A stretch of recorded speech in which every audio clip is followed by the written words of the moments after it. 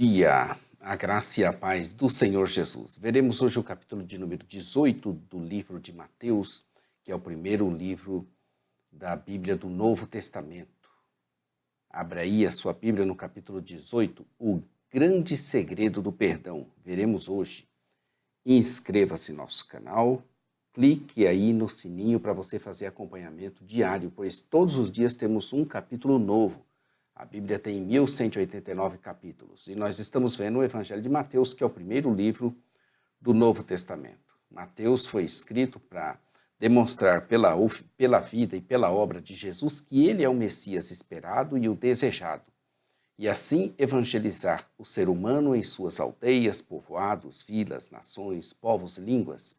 Também é o de inspirar cristãos ao serviço grato e fiel de promover o reino de Deus ao apresentar Jesus como o tão esperado rei e apresentar também o reino, rei e reino, o reino que ele trouxe como cumprimento do plano da redenção de Deus. A estruturação do livro de Mateus está dividida em 5 grandes volumes: ético, discipulado e missão, o reino do céu, a igreja e escatologia. Essa estrutura em si foi padronizada por Mateus de acordo com 5 livros de Moisés, de modo a apresentar Jesus como profeta prometido de Deuteronômio 18:18, que ali está escrito que era ainda maior do que Moisés. Eu sou o pastor Daniel Deusdete da Semeadores. Estaremos juntos a partir de agora. Abra aí a sua Bíblia. Estamos vendo o Evangelho escrito de Mateus e estamos na quinta parte da nossa divisão proposta, a autoridade do reino. A autoridade do reino começou no capítulo 14 e vai até hoje o capítulo 18. Como já dissemos, milagres de Jesus demonstraram a sua autoridade como Messias. Muitos testemunharam a sua supremacia quando o viram fazendo grandes obras. Jesus insistiu que a vida sob o seu reinado é diferente da vida sobre outros reinados. A maior preocupação dos capítulos de 14 a 18 é a autoridade no reino. Elas foram divididas em 2 seções. Nós já vimos a seção A, narrativa, o caráter e a autoridade de Jesus, e veremos agora e encerraremos essa parte, que é sermão, o caráter e a autoridade da igreja. Então estamos vendo a seção B. Veremos nesse capítulo um sermão que fala do caráter e da autoridade da igreja. O capítulo 18 é o 4º dos 5 grandes sermões em Mateus. Como nós dissemos, são 5 sermões: ético, discipulado e missão, o reino do céu, a igreja e escatológico. O material nesse capítulo tem a ver, em grande parte, com a maneira como o povo do reino de Cristo deveria se relacionar uns com os outros, em humildade, perdão e cuidado mútuo. Quem é o maior no reino dos céus? Como pregou o Washer na Conferência Fiel de 2012. Quem é o maior? Se dirigindo aos pregadores, disse: não queiram ser famosos, não queiram ser reconhecidos, não queiram ser maiores nem melhores, mas seja o alvo de vocês a santidade, o amor, a justiça, a honestidade, a integridade, etc. Deixe com Deus o crescer ou não, o ser maior ou não, o ser importante ou não, o ser reconhecido ou não, o ser o destaque ou não. Assim Jesus fez com seus discípulos ao chamar para junto de si uma criança e ao colocá-la no meio deles para exemplo da inocência e dependência e não de malícias ou interesses. Não porque supostamente as crianças sejam inocentes, mas principalmente porque elas são dependentes e não fingem ser de outra maneira.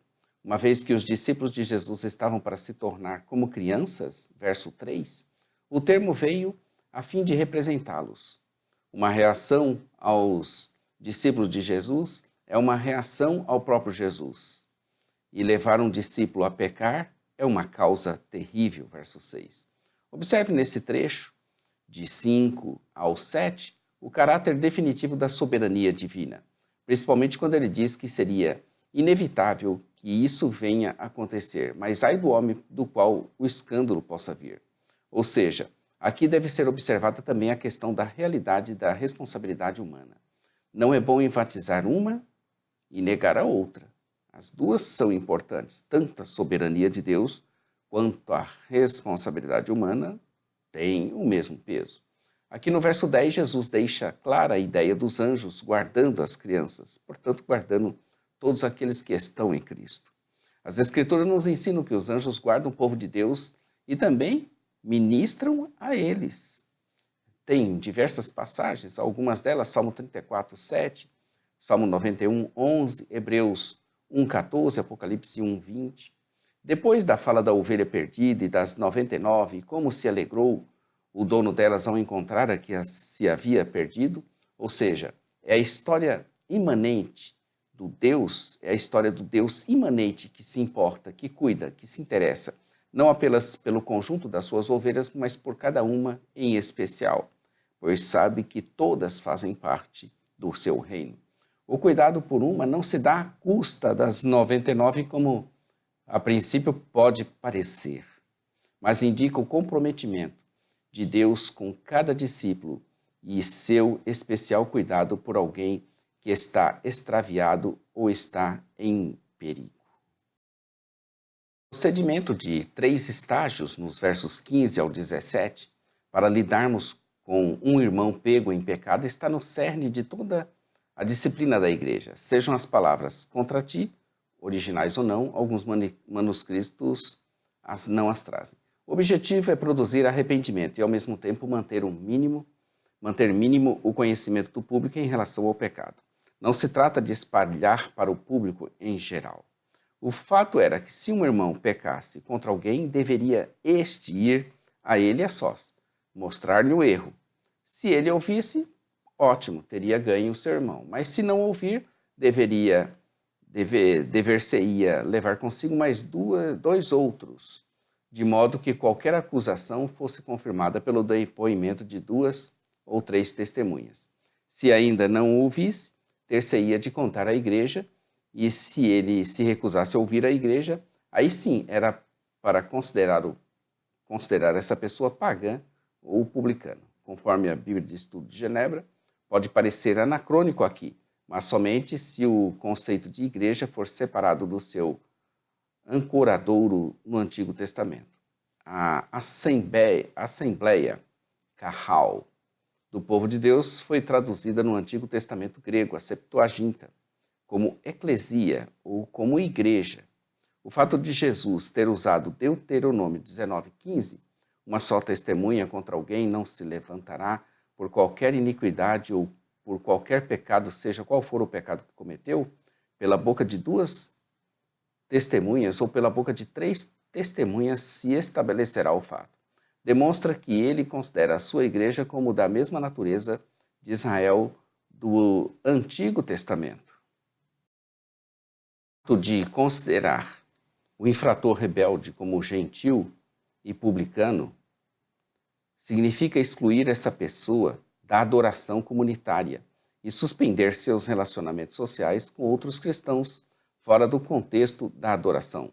Paulo aplicou essa disciplina em 1 Coríntios 5 e em 1 Timóteo também, no capítulo 1, no verso de número 20. Mateus 18, 19 e 20 fala do que ligamos na terra também é ligado no céu. Ligou na terra, é ligado no céu. Isso está falando de um agrupamento de pessoas em nome de Jesus. E que qualquer coisa que desligarmos na terra, será também desligado no céu.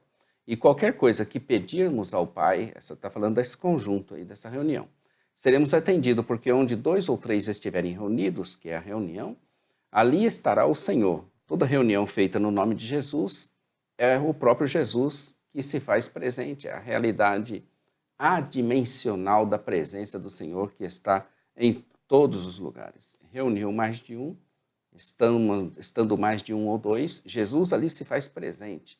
Pela fé devemos reconhecê-lo ali naquele ambiente. Os versos 19 e 20 de Mateus 18 deveriam ser considerados no contexto que trata da disciplina da igreja. O verso 19 é uma aplicação adicional do verso 18 e o 20 diz que Jesus está presente para validar a atividade judicial da igreja. Ligou na terra, ligou no céu. Desligou na terra, desligou no céu. Foi nesse momento que Pedro ficou curioso com relação à questão do perdão. E qual seria a regra áurea sobre isso? Percebe-se que o segredo do perdão é perdoar. Este é o segredo do perdão. Perdoar. E se não perdoar? Não será perdoado. Pois se não perdoarmos, não seremos perdoados. Então, para sermos perdoados e necessitamos desse perdão, e você sabe que nós precisamos desse perdão, eu preciso do perdão de Deus toda hora, devemos primeiramente perdoar os nossos ofensores.